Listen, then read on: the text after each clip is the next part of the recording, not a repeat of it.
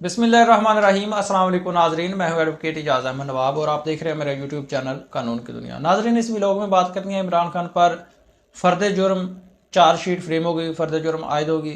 इमरान खान ने कोर्ट में क्या जवाब दिया और अपने हाथों से ऑर्डर शीट पर कौन सा एतराज़ लिखा। इसके साथ ही साथ इमरान खान ने कोर्ट में जज साहब के साथ कौन क्या मकालमा किया और उस फ़र्द जुर्म का क्या इफ़ेक्ट होने वाला है। क्या तोशाखाना केस की तर्ज पर बहुत जल्द इमरान खान को इसमें भी सज़ा होने वाली है। साथ ही साथ में इमरान खान की जो बेल इस्लामाबाद हाई कोर्ट के चीफ जस्टिस ने जस्टिस आमर फ़ारूक साहब ने रखी हुई है महफूज करके फैसला उसका, और इमरान खान का जेल ट्रायल में के खिलाफ अपील भी फिक्स हो गई है, उस पर भी बात करते हैं। पहले मैं आपको बताता चलूँ कि आज इमरान खान साहब जब जेल में आए, जेल ट्रायल के लिए कोर्ट में पहुँचे, तो उस वक़्त इमरान खान के वकला के मुताबिक इमरान खान साहब ने आते ही कहा कि जी जज साहब नेल्सन मंडेला साहब आ सकते, कौम को मुबारक हो, नेल्सन मंडेला साहब आ गए हैं। उसके बाद प्रोसीडिंग्स हुई तो इमरान खान साहब ने जब फ़र्द जुर्म आयद होने की कार्रवाई शुरू हुई तो इमरान खान साहब ने जो मकालमा किया, जो कोर्ट में अपनी बात कही, वो कुछ इस तरह से थी कि मेरे खिलाफ इल्ज़ाम क्या है, साजिश तो मेरे खिलाफ हुई, मेरी हुकूमत गई, जिस मीटिंग का जिक्र किया गया इसके मिनट्स भी मौजूद नहीं, जिस साइफर का जिक्र किया गया वो सिरे से कागजात में मौजूद ही नहीं। लंदन प्लान का पहले से इल्म था, प्लान पीटीआई को बुलडोज करने के लिए बनाया गया। नवाज शरीफ एम्पायर को मिलाकर खेलता है, वो इस वक्त तक इलेक्शन में नहीं आ सकता। अगर बड़े चोर को छोड़ना है तो अडयाला जेल में कैद मुलजमान को भी छोड़ दे। ये रिमार्क्स थे इमरान खान साहब के। अब जब फ़र्द जुर्म आयद होगी, फ़र्द जुर्म होती क्या है? फ़र्द जुर्म में जो जज साहब है, वो जो प्रिजाइडिंग ऑफिसर होता है, जो जज साहब होते हैं, वो मुलजम को बताते हैं कि आपके खिलाफ प्रोसिक्यूशन के मुताबिक ये इल्ज़ाम है। वो इल्ज़ाम बताते हैं, उसके बाद कुछ सवालात पूछते हैं कि क्या आपने ये जो चार्ज फ्रेम हमने किया है, जो फ़र्द जुर्म पर आयद कर रहे हैं, क्या आपने इसको पढ़ लिया है, सुन लिया है, समझ लिया है? अगर समझ लिया है तो क्या आप खुद को कसूरवार मानते हैं या नहीं मानते, वगैरह वगैरह। इस तरह इस नेचर के 3 से 4 केसेस होते हैं। इमरान खान ने फ़र्द जुर्म पर अपने हाथ से ये एतराज़ लिखा कि मुझे जो कंप्लीट रिकॉर्ड है वो ही नहीं दिया गया,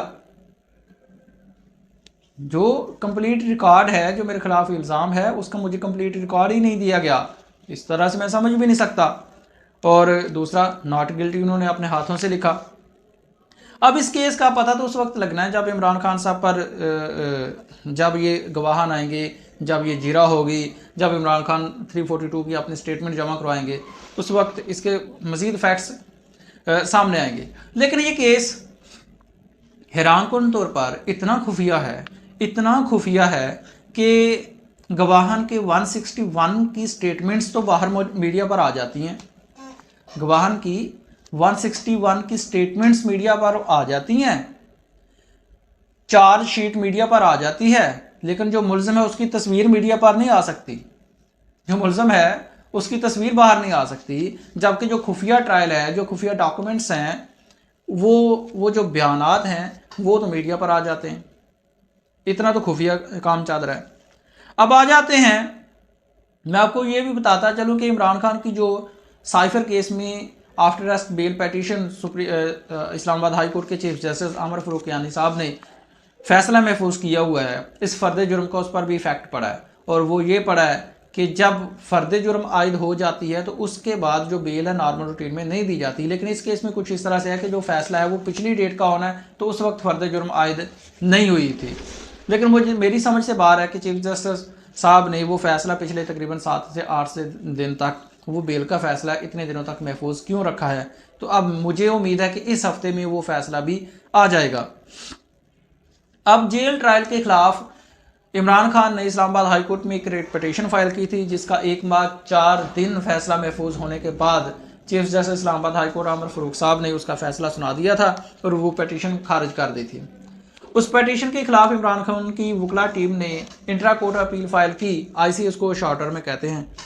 इंट्रा कोर्ट अपील फाइल की मतलब कि ये केस एक जज साहब ने सुना था, एक जज साहब ने फैसला किया था, अब उसके खिलाफ दोबारा से हाई कोर्ट में अपील हुई है, तो वो 2 जजेस केस सुनेंगे। जब 2 जज साहबान केस सुनेंगे तो वो जो एक जज साहब का फैसला उसको कालादम भी करार दिया जा सकता है, उसको बहाल भी रखा जा सकता है। लेकिन पीटीआई या इमरान खान जो समझते हैं, मतलब इमरान खान ने रिटर्न भी और वर्बली भी कई बार ये अदम एतमाद का इजहार किया चीफ जस्टिस आमर फरूक कियानी साहब के ऊपर। अब अपील में पीटीआई के लिए ये अच्छी खबर ये है कि जो बेंच बना है उसमें ज़ाहिर सी बात है चीफ साहब तो पहले फैसला कर चुके थे, उसमें चीफ साहब मौजूद रही है। जस्टिस गुल हसन औरंगजेब और जस्टिस समन रिफत साहब इसमें डिवीजन बेंच में शामिल हैं। वो कल इस पर हियरिंग करेंगे और ज़ाहिर सी बात है स्टेट को वो नोटिस करेंगे। अब देखते हैं।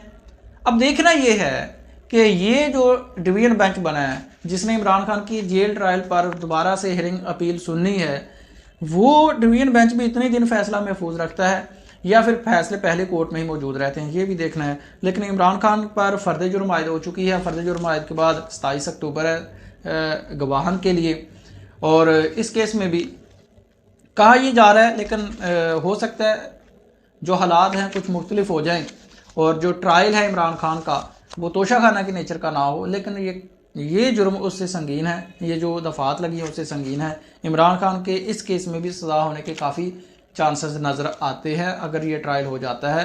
ये भी इमरान खान की जो लीगल टीम है ये कह रही है कि जी जो फ़र्द जुर्म आई है उसको हमने इस्लामाबाद हाई कोर्ट में चैलेंज कर दिया है या कर देना है, लेकिन मेरा नहीं ख्याल कि इसका कोई फ़ायदा हो, क्योंकि हमने तोशाखाना में भी देखा कि फ़र्द जुर्म को चैलेंज किया था, जुरिस्डिक्शन को चैलेंज किया था, जज साहब को चैलेंज किया था, अदम एतमाद का इजहार किया था और जो लातदाद दरखास्तें दी थी, लेकिन हाई कोर्ट से उस किसी का भी कोई फ़ैसला नहीं हुआ था, जबकि ट्रायल कंप्लीट होकर इमरान खान को सजा को वो जेल में भी पहुंच चुके थे। तो ये थे साइफ़र के हवाले से फ़र्द जुर्म का आयद होना, इमरान खान की ज़मानत और जेल ट्रायल की अपील। अब देखते हैं कल इसमें जो मज़ीद क्या इम्प्रूवमेंट्स होती हैं। तब तक के लिए अल्लाह हाफ़िज़, शुक्रिया।